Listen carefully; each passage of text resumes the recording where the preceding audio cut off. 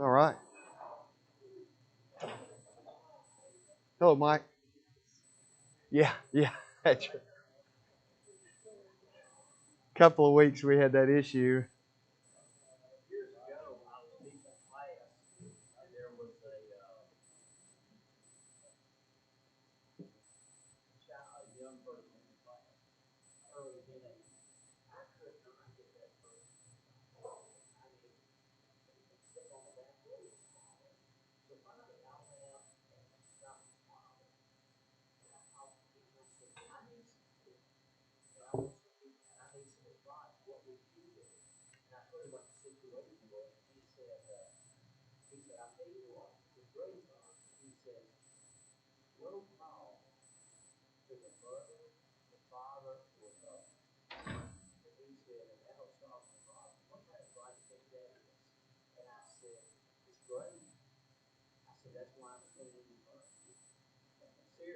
There you go.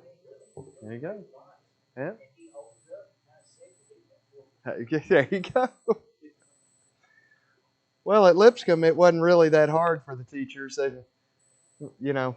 Tim as a Lipscomb teacher who had kids on campus, obviously. In fact, it's even worse for them because they were in the same building. At least my dad was on the other side of campus in a different building. But in high school, it was, we don't need to go see your dad, do we? No. No, we do not. We do not need to go see you. We don't need to do that. So, yes, I experienced that. Okay, the best news of the week, other than Willa having another grandchild. Okay? The best news of the week, for you to leave happy, is to be happy for Ellis and Willa. Hello, Ellis. Speaking of, I'm congratulating your family. The best news, other than congratulating them, is that next week I will not be here. That's best news for you. And that Tim Taylor will be your teacher. So I think I'll let you. One's good, one's bad. I'll let you decide. I don't know. I don't want you to answer. I'm afraid of the answer. So thank you, Tim, for being willing to do that. I'm going to be in a fall series. A fall series. I had to think for a minute. Is that scriptural? I mean, a summer series is okay, but is a fall series okay? But they're going to have one, so I'm going to go. But anyway, thank you, Tim, for next week. Okay, we are ready to go to Mark 12:17, which we didn't have really much time for last week. We kind of broke ice there, and that was about it, if I remember correctly. And so I want to, in fact, in a minute, Tim, I'll need that book back. I forgot about that, but just for a second. Mark 12 and verse 17, render unto Caesar the things that are Caesar's. Render unto God the things that are God's. I think it's important to consider, they talk about, when you teach a class, you got like who's speaking, who are they speaking to, what was the culture or situation surrounding this person speaking. So there's context of the scripture itself, but there's also context of the setting and the audience and the culture and the time in which it was written and all that stuff, because that may make quite a bit of difference when you learn that. And this particular time with Roman occupation, and you've got this pull between the Jewish leaders of the day, and for the most part, the Romans would sort of allow for that. Okay, yeah, whatever. We're really not concerned with that spiritual stuff. You do that. Y'all are kind of quaint. in those ways. They sort of pat them on the head, if you will. And but they were more concerned with the more civil governance and the taxation and things of this nature. And so it's a two-headed monster to some degree for the people that Jesus is speaking to.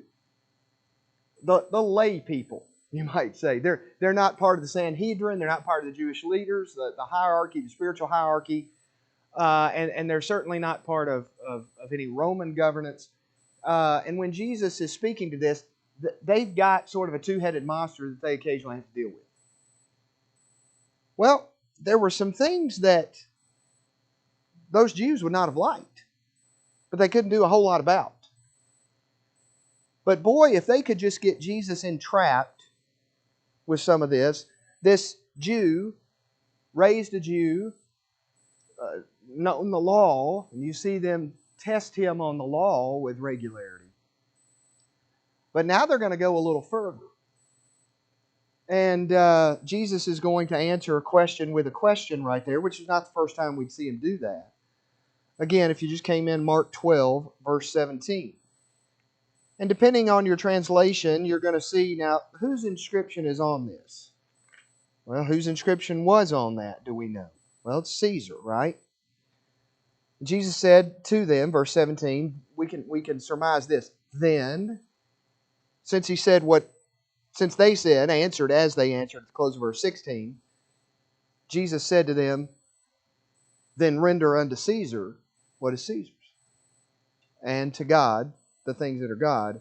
And they were amazed at him. Now, does anybody at the close of verse 17 have a phrase that's different from an idea of amazement, that they held Jesus' answer with amazement?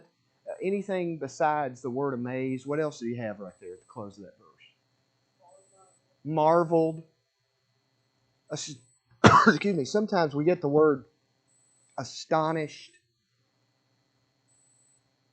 And I don't know if anybody has it here now. But these ideas, there's reasons to be.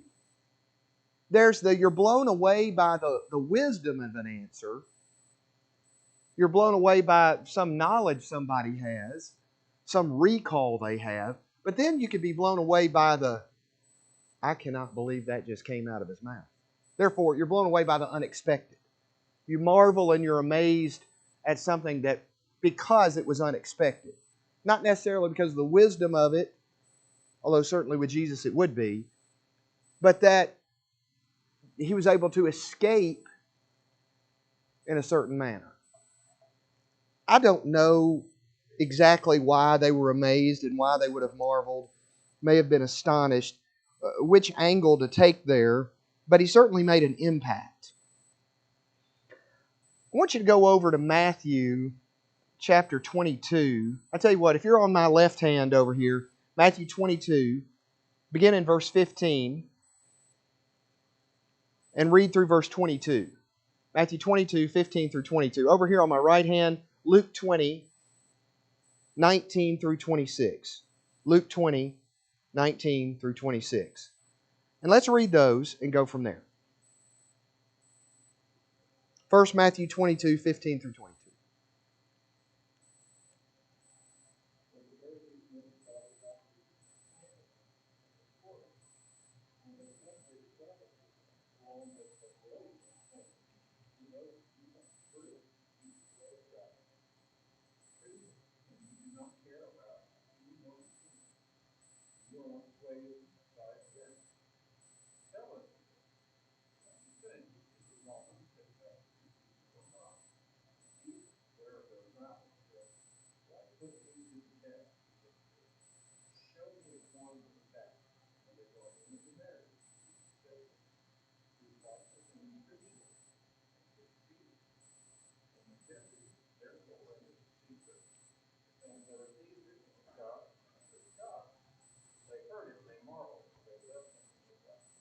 Verse 18, I wanted to get another writer's wording there. Verse 18 shows something about, from that reading, shows something about what Jesus always understood and how he always caught hypocritical behavior. Okay, so the purpose behind it all. Let's go to the Luke 20 passage, 19 through 26.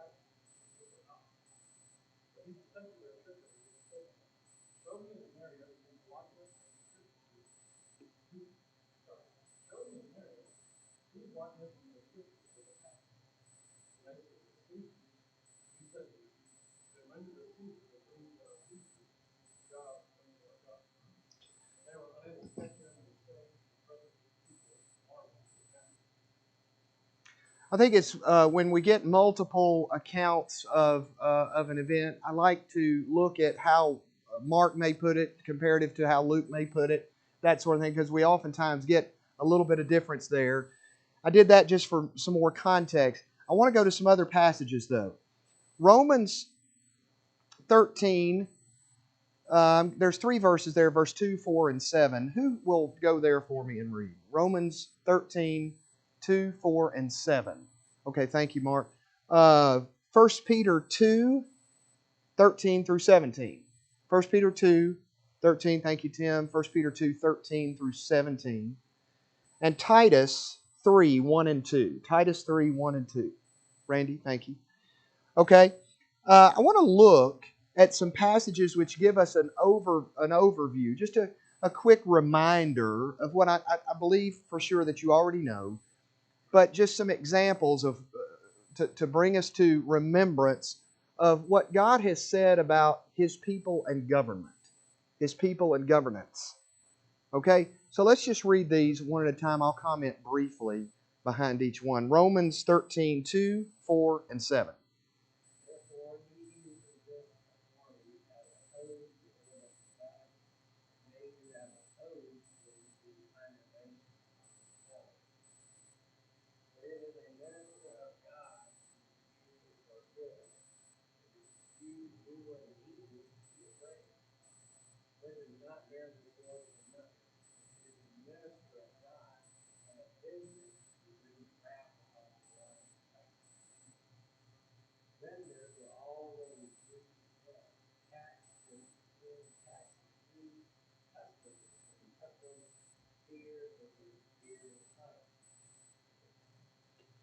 In the Romans 13 passage, not the only place in Scripture, but we get this clear picture that God ordained civil government. So far as we can tell in Scripture, there's really just 3 things that God, we might say, instituted. Directly from God is the family, civil government, and the church. And so God is not opposed to civil government. God is not opposed to you and I being governed, we might say. And we're not. This is not to suggest that we make governance or government, or those in the position to do so with us, duly elected even, if that's the case, our God. And where that's happened around the world, you have seen a godless society produced. Trust me, if you work with an international staff, as I did for 18 years, and some of those on staff that I worked with every single day for 18 years were from Russia, old Russia. And some of those were from China, old China. And I can tell you what they will say. They will say, trust me, you do not want that. And they speak of that in very negative fashion, but they also speak it regarding spiritual matters and the difficulty there. And so don't misunderstand me, obviously, when I say, listen, God ordained this civil government. And He even says in that middle verse that Mark read, the second verse that he read, verse 4 of Romans 13, He said He doesn't bear the sword in vain. In other words, He said He's God's, depending on what word did you have? He is God's messenger. This is minister, not messenger. He is God's minister. Positioned, we might say. Positioned by God for a certain purpose, including the discipline where need be, the punishment where need be, where certain things are gone against. So, I wanted to remind you that God is not against civil governance. 1 Peter 2, 13 through 17. Therefore, the minister tells you every one of the commands of the Lord's sake, whether it be king and supreme, or the governor, or for those who are sent by him for punishment of evildoers, and for the praise of those who do good. For this is the will of God, that by doing good you may put to silence the ignorance of foolish men, assuring them now you can live in good reproach, right, because of non-servants of God. Honor all people, love the brotherhood, fear God, earn peace. That closes up very strong with some categories, very simply but powerfully. Simply but powerfully of categories to whom we are to act certain ways towards, and for what reason. Again, consistency, we shouldn't be surprised. Consistency throughout Scripture on this particular matter. Be a good citizen, we might say.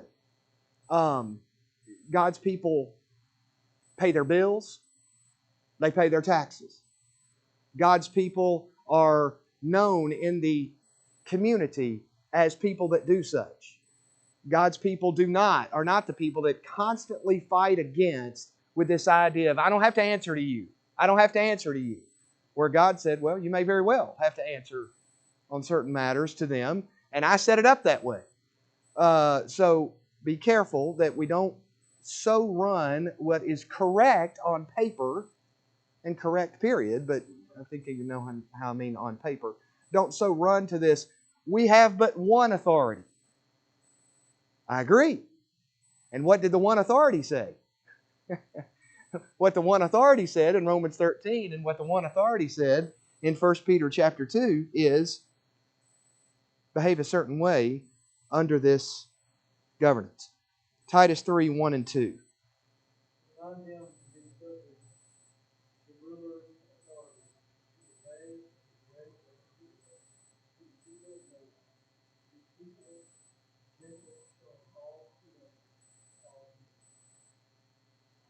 I like to say it this way sometimes. Christians ought to be the man or the woman that everybody wants to hire, that everybody wants to live next door to, that everybody wants to have with their children at school. That everybody, why? We say, doesn't mean they agree with everything, but here's what they know. He's a good man. She's a good lady. We can trust them. They will take care of what is theirs to take care of. I don't have to worry about them when I'm not looking, and so on and so on. When the mice is away, the cats will play. Well, with Christians, it's not when the boss is away, so we will play. You know what I'm saying? This is what Scripture screams, that we are those people. And we ought to be, because when we're not, it ruins our witness to the world. It ruins our opportunity. It just ruins our opportunity. I believe that's one reason why the Lord, among many, wants it to be that way. So I want to remind you, I just took 3 passages as examples to remind us of that. In backing Jesus, who says, render unto Caesar the things that are Caesar's, and unto God the things that are God. Now, there is the discussion about what do we do when it's a matter of I violate civil ordinance or I violate the law of God. Well, what's our answer? Peter gave us an answer early in the book of Acts a couple of different times. We must obey God, what? Rather than men. So, the Lord is asking right now, first of all, He knows what they're trying to do. So it's disingenuous in the first place, right? But on top of that, He wants them to understand, you have no problem with me by being attentive to what I asked you to do and be, including with governance. We'll have more problem where you have not followed my will in that regard. Now, what's the biggest challenge then? What's the biggest challenge there, you think? Rendering unto Caesar the things that are... Well, the biggest challenge is rendering unto Caesar sometimes because it's too much. Okay, maybe that's the biggest challenge. It's just too much. But what's the biggest challenge? Is it trying to figure out where I've got a problem? I think that can be a challenge. I met with a Creve Hall member for a couple of hours a couple of weeks ago. Hey, can we meet?